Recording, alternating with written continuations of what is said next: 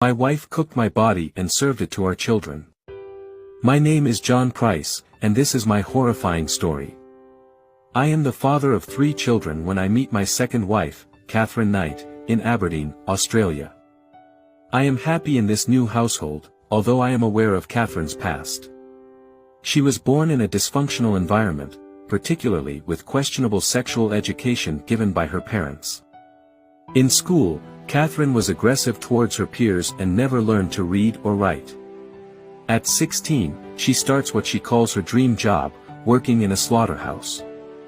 I know that she was violent towards her ex-husbands and her own children. She even tried to throw one of them under a train.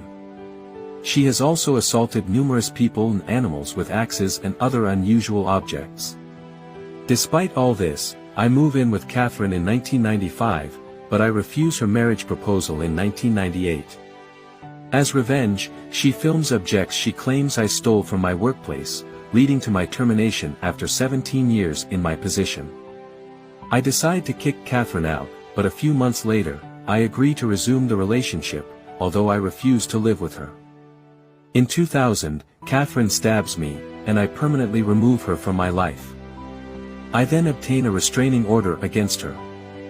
On February 29th, I tell my colleagues that if I don't show up to work the next day, it means Katherine has killed me. Unfortunately, my intuition proves right. Indeed, I lose my life on the night of March 1st. That evening, even though she has no right to be at my place, Katherine sends my children to a friend's house for a slumber party. I spend my evening at a friend's house until 11 p.m. and then go back home to sleep. While I'm asleep, Katherine sits in front of the television, takes a shower, and forces me to have sexual intercourse. I fall back asleep, and Katherine strikes me with 47 knife wounds. I try to escape, but she chases me throughout the house, and I die a few minutes later after managing to get outside. Several hours after my death, Katherine hangs my skin and boils my head and other body parts in a pot with potatoes and vegetables. She then sets the table to serve my flesh to my own children, taking care to indicate their names.